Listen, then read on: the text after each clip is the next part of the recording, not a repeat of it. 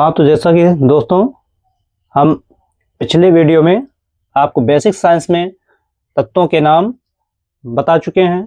उसके बाद आपको हमने बताया है तत्वों के जो कॉन्फ़िगरेशन है, यानी अफबाउ नियम से हमने ये भी बताया था कि एस में 2 इलेक्ट्रॉन, पी में 6 इलेक्ट्रॉन, डी में 10 इलेक्ट्रॉन और एफ ऑर्बिटल में 14 इलेक्ट्रॉन होते हैं। अब उस बेस के आधार पर हम देखेंगे कि कोई भी तत्व कैसे किस पर धन आयन बनाता है और किस पर ऋण आयन बनता है। तो जैसे हम देखते हैं क्या है, हाइड्रोजन। हाइड्रोजन पहला तत्व है जिसको 1H से हम रिप्रेजेंट करते हैं और इसका कॉन्फ़िगरेशन हम पाते हैं क्या, 1s1। और एक खास बात इसमें ये होती है तत्वों के अंदर कि इनमें रासायनिक क्रिया होने का गुण क्या है, गुण होने का कारण है कि इनमें सारे तत्व अक्रिय अवस्था को पाना चाहते हैं। अब ये हम बताएंगे अक्रिय अवस्था क्या होती है, यानी धातुओं के अंदर एक विशेष गुण जो अक्रिय अवस्था होती है इनकी, यानी इनर्ट स्टेट बोलते हैं इसको। तो यहाँ पर कुछ तत्व हैं, जैसे 2 पर हीलियम, ऐसे 10 पर नियॉन, ऐसे 18 पर आर्गन, और यहाँ पर 36 पर क्रिप्टॉन, और यहाँ पर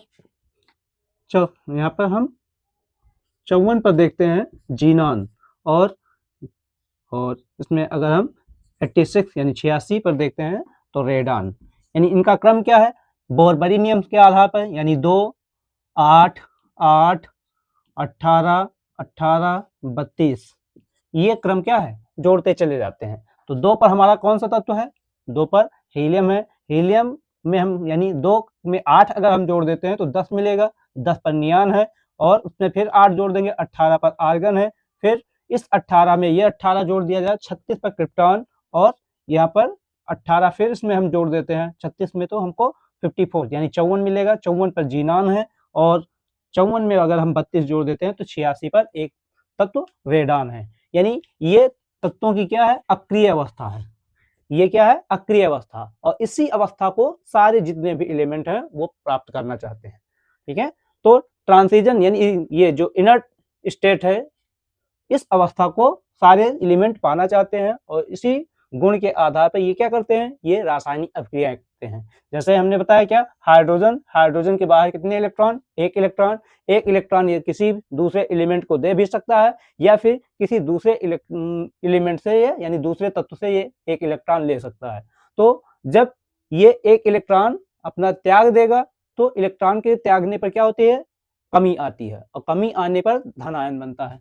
तो जैसे हाइड्रोजन है, हाइड्रोजन पर एक इलेक्ट्रॉन है, एक इलेक्ट्रॉन जब इसके बाहरी कक्षा का निकल जाएगा तो इस पर क्या आएगा, यानी एक H+ यानी धन आयन आएगा, और इस आधार पर इसको हम हाइड्रोजन आयन बोलेंगे।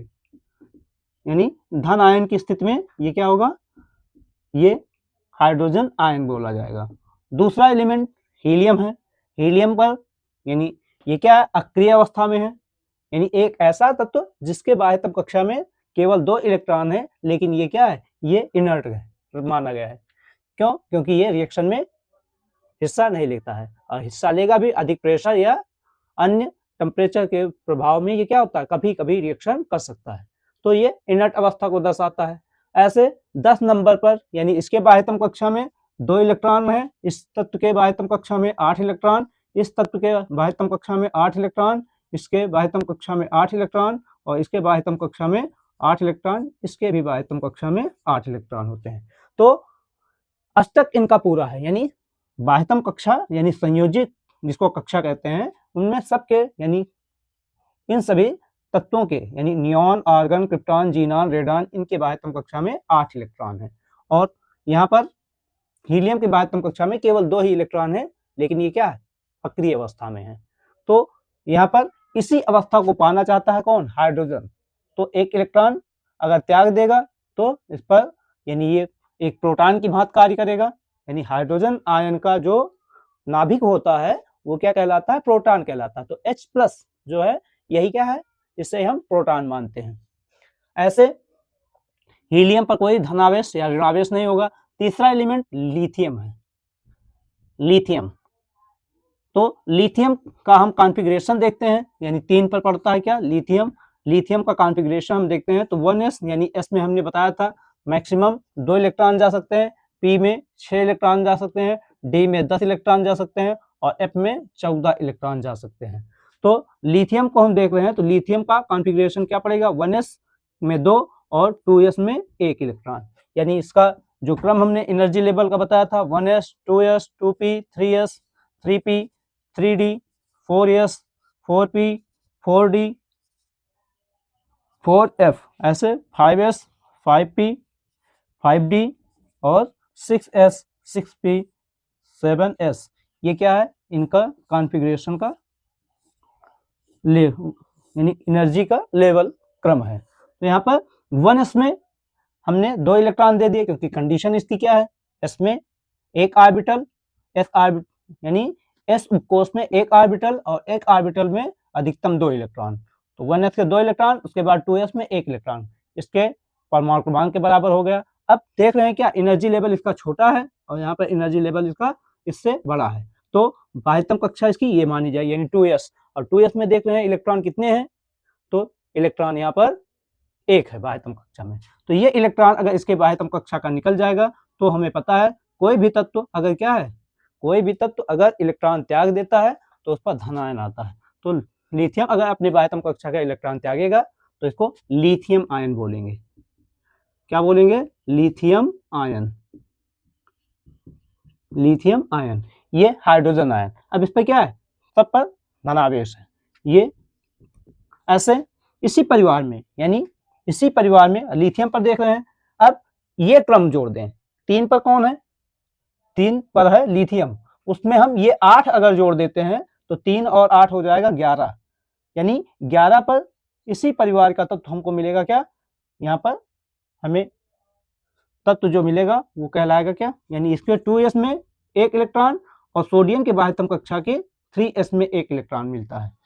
इसका कॉन्फ़िगरेशन हमने पहले करके दिखाया है। तो 3s में 1 इलेक्ट्रॉन, तो इसी परिवार का तत्व कहा जाएगा, यानी सोडियम परिवार या फर्स्ट ए ग्रुप का तत्व बोला जाएगा। क्या कारण है, यानी इनको फर्स्ट ए ग्रुप क्यों कहा गया, यानी सबकी बाह्यतम कक्षा में, यानी 3 में 8 जोड़ा हमने 11 मिला, फिर इसमें 8 जोड़ेंगे 11 में तो हमको 19 मिलेगा, 19 पर पोटेशियम, फिर इसमें 18 जोड़ देंगे तो 37 मिलेगा, ये रुबिडियम होगा, फिर इसमें हम 18 जोड़ेंगे तो 55 मिलेगा, 55 पर सीजियम है, और यहाँ 55 में अगर हम 32 जोड़ देते हैं तो 87 पर फ्रेंसियम। यानी ये सारे एलिमेंट जो हैं ये फर्स्ट ए ग्रुप के एलिमेंट कहलाते हैं। क्या रीजन है, रीजन है सबके बाह्यतम कक्षा में, यानी इसके 3s में 1 इलेक्ट्रॉन, इसके 4s के में 1 इलेक्ट्रॉन, इसके 5s में 1 इलेक्ट्रॉन और इसके 6s में 1 इलेक्ट्रॉन, और यहाँ पर 7s में 1 इलेक्ट्रॉन भरेगा। तो लिथियम के 2s में 1 इलेक्ट्रॉन, सोडियम के बाह्यतम कक्षा के 3s में 1 इलेक्ट्रॉन, इसके 4s में 1 इलेक्ट्रॉन, इस रुबिडियम के बाह्यतम कक्षा 5s के में 1 इलेक्ट्रॉन, सीजियम के 6s में 1 इलेक्ट्रॉन, और यहाँ पर देख रहे हैं फ्रेंसियम के 7s में 1। तो यहाँ पर क्या है, ये सारे एलिमेंट जितने भी हैं इन सभी के बाह्यतम कक्षा में हमको क्या है, 1-1 इलेक्ट्रॉन दिख रहा है। तो इसका मतलब सारे जितने भी एलिमेंट होंगे इनके बाह्यतम कक्षा में 1-1 इलेक्ट्रॉन जब निकलेगा, तो सोडियम से एक बाह्यतम कक्षा का इलेक्ट्रॉन निकला तो इस पर क्या आया, पॉजिटिव आयन आया, और पॉजिटिव आयन आया तो इसको हम सोडियम आयन कहेंगे, सोडियम आयन बोलेंगे। यहाँ पर इसके बाद यहाँ पर पोटेशियम है, पोटेशियम के बाह्यतम कक्षा यानी 4s में 1 इलेक्ट्रॉन है, ये इलेक्ट्रॉन बाहर निकल जाएगा तो इस पोटेशियम आयन पर भी क्या होगा, एक धनावेश आएगा, पोटेशियम आयन।